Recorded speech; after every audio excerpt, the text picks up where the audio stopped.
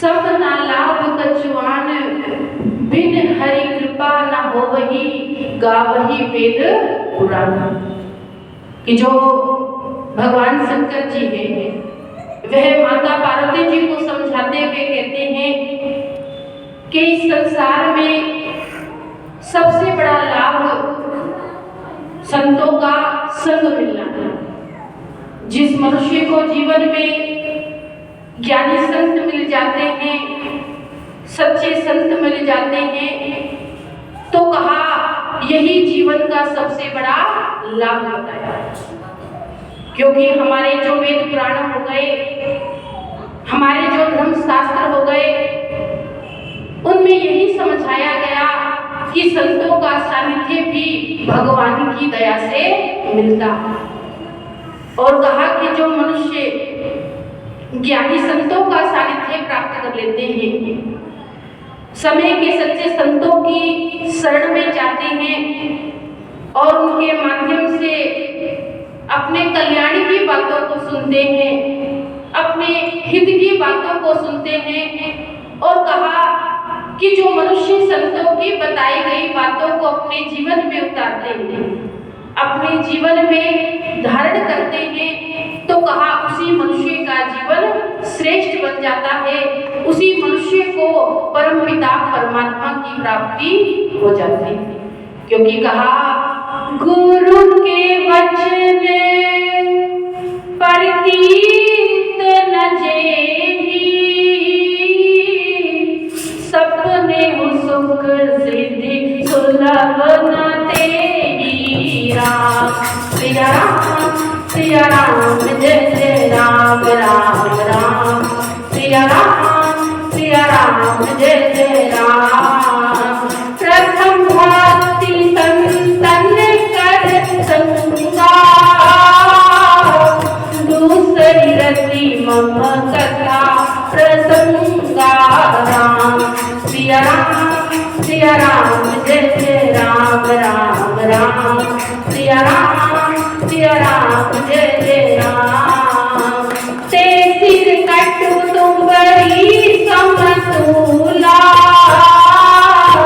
जो तन मत हरि गुरुपद मूला राम। सिया राम जय जय राम राम राम, सिया राम जय जय राम। जिन हरि भक्ति हृदय नहीं जानी, जीवत सब समान तेहि प्राणी राम। सिया राम जय जय राम राम राम, सिया राम जय जय राम। पर उपकार वचन मन काया, संत सहज स्वभाव भक्त राया राम। सिया राम जय जय राम राम राम, सिया राम जय जय राम।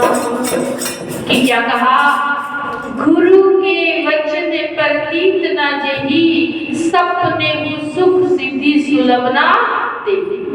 कि जो मनुष्य इस जीवन में ज्ञानी संतों का सानिध्य प्राप्त करने के बावजूद भी उनके विचारों को अपने जीवन में नहीं अपनाते, गुरु के वचनों को अपने जीवन में धारण नहीं करते, तो कहा ऐसे मनुष्य को सपने में भी सुख शांति की प्राप्ति होती नहीं। क्योंकि समझाया प्रथम भक्ति संतन कर संगा, दूसरी रति मम कथा प्रसंगा। कि भगवान श्री रामचंद्र जी भक्त भिल्ली को नवदा भक्ति समझाते हुए कहते हैं कि हे भिल्ली, मेरी पहली भक्ति है इस जीवन में संतों का संग करना, और दूसरी भक्ति हरि की कथा सत्संग को अपने जीवन में प्राप्त करना। क्योंकि कहा ते सिर कट तुम्बरी समतुला, जो न नमत हरि गुरु पद मूला। कि जो मनुष्य इतने सुंदर जीवन को पाकर, इस मस्तक को पाकर, इस सर को पाकर, इस सर को संतों के चरणों में नहीं झुकाते, भगवान के चरणों में नहीं झुकाते, तो कहा ऐसे सर को, ऐसे मस्तक को कड़वी तुमरी के समान बताया है। क्योंकि जिस प्रकार कड़वी तुमरी होती है वह हमारे किसी काम आती नहीं है। और कहा कि यदि हम इस सिर को पाकर भी इस सिर को संतों के चरणों में नहीं झुकाएंगे, भगवान के चरणों में नहीं झुकाएंगे, तो ये सर भी हमारे किसी काम आने वाला नहीं है। जिसके लिए हमारे संतों ने समझाया है कि जो ज्ञानी संत होते हैं उनका जीवन दूसरों के हित के लिए होता है, दूसरों के कल्याण के लिए होता है। क्योंकि कहा पर उपकार वचन मन काया, संत सहज स्वभाव भग राया। कि जो साधु संत होते हैं उनका जीवन कैसा होता है, उनका स्वभाव कैसा होता है कि वह मन वचन और कर्म से हमेशा दूसरों का कल्याण करते हैं, हमेशा दूसरों का हित करते हैं। वह अपने कर्मों से कभी किसी को दुखी करते नहीं। और कहा कि जो साधु संत होते हैं और जो मनुष्य ऐसे सच्चे संतों की शरण में जाते हैं, ऐसे ज्ञानी संतों की शरण में जाते हैं, तो कहा जो सच्चे संत होते हैं उनके माध्यम से ही हमें ऐसा साधन मिल जाता है जिस साधन को अपने जीवन में अपनाने से हमें परमात्मा की प्राप्ति हो जाती है। जिसके लिए कहा मेरा ताज हरि संग जोड़े, ऐसा कोई संत मिले। मेरा ताज हरि संग जोड़े, ऐसा कोई संत मिले। मेरे मन की बात रोके, ऐसा कोई संत मिले। मेरे मन की बात रोके, ऐसा कोई संत मिले। मेरा ताज हरि संग जोड़े, ऐसा कोई संत मिले। मेरा ताज हरि संग जोड़े, ऐसा कोई संत मिलन के बड़े ही महात्म, संत मिलन के बड़े ही महात्म। दुर्लभ जग में संत समागम, दुर्लभ जग में संत समागम। मेरे मन की बात रोके, ऐसा कोई संत मिले। मेरा ताज हरि संग जोड़े, ऐसा कोई संत मिले। मेरा ताज हरि संग जोड़े, ऐसा कोई संत मिले। क्या कहा? मेरा ताज हरि संग जोड़े, ऐसा कोई संत मिले।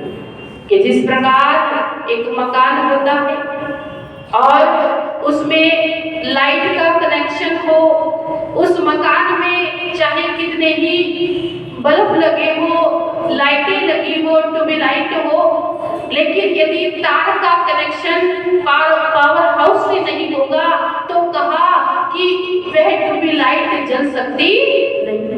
इसी प्रकार जब तक हम इस जीवन में संतों का सानिध्य नहीं करेंगे, संतों की शरण में नहीं जाएंगे, संतों से हमारा कनेक्शन नहीं होगा, तब तक हमारा तार हरि से जुड़ सकता नहीं। तो हमें चाहिए कि हम अपना कनेक्शन, हम अपना लगाव संतों से करें। और कहा कि जो मनुष्य अपना लगाव संतों से रखते हैं, संतों का सानिध्य करते हैं, तो कहा उन्हें पल भर में ही उस हरि की प्राप्ति हो जाती है। क्योंकि कहा जो ज्ञानी संत होते हैं वह मनुष्य को उस परम पिता परमात्मा से मिलाने का कार्य करते हैं।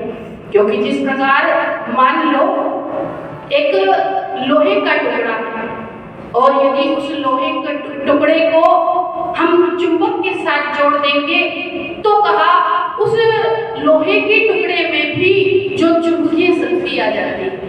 ठीक इसी प्रकार जब मनुष्य अपने जीवन में ज्ञानी संतों का सानिध्य करता है, संतों की संगति को प्राप्त करता है, संतों की छत्र छाया में बैठता है, तो कहा उसके अंदर भी धर्म आ जाता है, उसके जीवन में भी भगवान को जानने की इच्छा जागृत हो जाती है।